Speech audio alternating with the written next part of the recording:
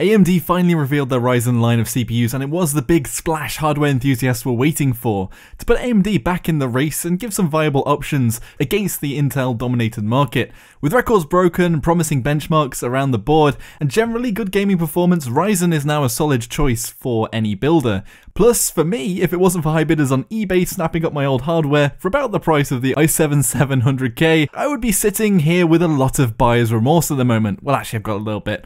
Now anyway, with the great new line of CPUs has to come a just as solid line of motherboards, and for a very short period I got my hands on the X370 XPower Gaming Titanium Edition ATX mobo, which with its new AM4 slot was accompanied by the Ryzen 1700X. Today I'm going to be doing a mini review / overview of this new premium offering from MSI. Now it might seem minor, but I'm sure there's lots of people, including myself, that will put their hardware boxes on a tech shelf or bookcase to highlight their build's might and geeky accolades. And in the X370 XPower Titanium's case, the box itself is as solid as boxes come, with a handle on top, Velcro window to inside specs, and a plastic shield-shaped window peeking onto the motherboard itself. It's definitely worthy of a shelf placement and gives us a peek at the premium this mobo is aiming for. So vanity aside, let's get into the physical features of the board. There are 6 standard GB/s SATA 3 connectors for 6 hard drives, SSDs or hybrids.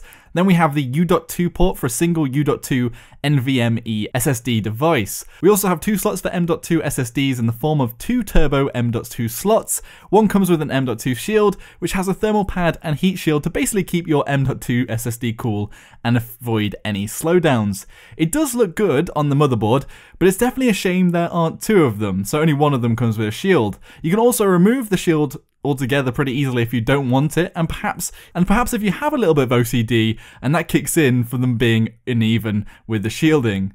In short, there are plenty of options for storage with this motherboard, including the more modern and recent offerings. There are 2 PCI Express 3.0x16 slots, which have steel armor on both of the lanes, which is meant to limit electromagnetic interference and strengthen the slot itself. And then we also have one 2.0x16 without any shielding. Again, for people with OCD, this might be annoying. And there's also 3 3.0x1s. This means that you can use 2 NVIDIA GPUs in SLI mode on this motherboard, or 3 AMD GPUs in Crossfire. Plenty of power on the gaming front here. There are 4 DDR4 RAM slots supporting up to 64 GB. They also have this DDR4 steel armor. It's supposed to fight the electrical overcurrent with extra grounding points and also electromagnetic interference from affecting the sticks. And the speeds can go to 3200 MHz plus. MSI also suggests that with a lack of AMP support or AMD memory profile, they've put in place with their own AXMP to get higher memory clocks out of the box, and up to that 3200 MHz. And AMD currently haven't completely focused on the side of memory, and with some focus on tuning we might see better results coming up. There are 4 system fan 4-pin slots, 1 CPU fan, and 1 12-volt pump fan slot, so covering the cooling solution powerhouse that you have planned. There is MSI's dual 8-channel Audio Boost 4, which will stand in for a dedicated audio device, which, you know, is the general trend currently, and it comes with an isolated audio design, audio capsule 1 sound, separate audio channels layered into the PCB, golden audio connectors, and basically it's just the chips and everything is under the strip that connects to the back panel shield. And I tried my best to get a shot of this chip itself, but it is pretty snug under there, so getting any shot that wasn't fuzzy was pretty hard. And that comes with the Nahimic 2, a nifty audio control software, and there's also an LED lightning-like strip that follows the audio channel on the board. The problem here is the LED is underneath the cover, and unlike the other recent motherboard I reviewed, the Z270 series Gaming 5 motherboard, even there, where the cover didn't really cover it as much, it wasn't noticeable that much on that board, so it's a very slight hum of light here. There are 2 JUSB 3 slots for USB 3.1 Gen 1 ports on the front of your case, and there's also your basic JUSB 1 connectors for your USB 2.0s on your front panel.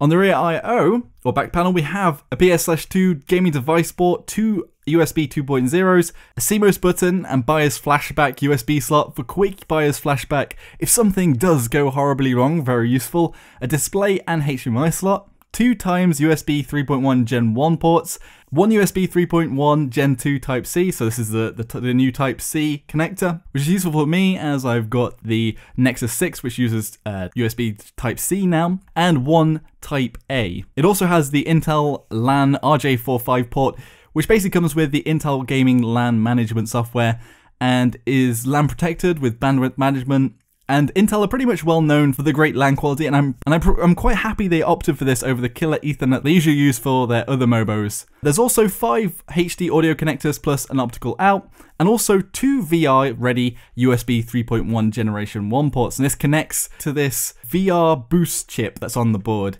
and it links up to the VR-ready ports on the back panel. It's supposed to keep a strong signal and prevent drops normal USB ports might suffer, and it's meant to make it so that you don't get sick whilst you're in game and there's no sort of lag or stutter or drops that might give you sort of like the VR sickness. I don't currently have any VR hardware to use, so couldn't test that out, but that's just an interesting feature. There's also a gaming boost dial button on the board to overclock instantly that way, and it's pretty easy to use and fiddle around with, just be a little bit careful with it. Also, there's a power and reset button for testing outside the box, which are great features to have for any enthusiast. Anyway, let's get back to the vanity side and let's go on to the visuals. So the titanium of the board isn't going to be to everyone's taste, and gone are the reds of the earlier MSI gaming motherboards, but what I would say this board has is class, and buckets of it. Generally, the more neutral silvers will likely match with any components that you might have in your build. One of the complaints I had with the Z270 Gaming 5 board, which I reviewed before, was that although there were chunky covers and they look metallic over some of the components, they were completely made of plastic. And here, whilst the tops of some parts are still plastic, imitating silver, underneath this, there's some pretty chunky heat spreaders, and just having some metal on there gives you that bit more of a premium feel. Anyway, onto the LED craze that manufacturers are tapping into that I'm not personally a fan of, as I have a closed case anyway, but MSI uses their Mystic lighting system, and through the use of the gaming app you can control not only the LED lights and strips on the board itself, but you can also, with some connectors, some LED connectors on the motherboard, connect it to strips that you add to the inside of your case or around your board and basically sync them all up, which is a much better feature, I feel, than having lots of LEDs awkwardly on the board itself, like the little strip we have, because they just get covered by bigger components and generally just get blocked out.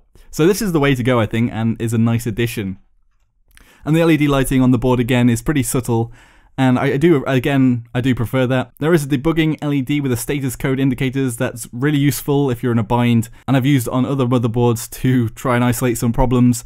Once I had a problem with the CPU and it came up straight away with the code and what was wrong. On the software side, not going to cover it very much. It's MSI's usual lineup with the one-click overclocking in the gaming app, their in-house memory overclocking app, LED management, and software BIOS, along with those Intel LAN controls and the Nihimic audio controls, which I've used quite a bit, and you can fiddle around with lots of levels, and it has some great profiles for gaming or music, but generally it has everything you'll need with not having to stream through the onboard BIOS unless you really want to. So in conclusion, the X370 XPower Gaming Titanium Mobo is heavily laden with features and is oozing with quality, which is what you would expect from a board this price, which, now to mention, is currently up there at the top of these new AM4 boards. It does have all the hardware and software features an enthusiast would want to tweak with, so it is a very solid entry by MSI and great premium level offering to start up with the Ryzen line. But if you are budget building, this might not be quite for you.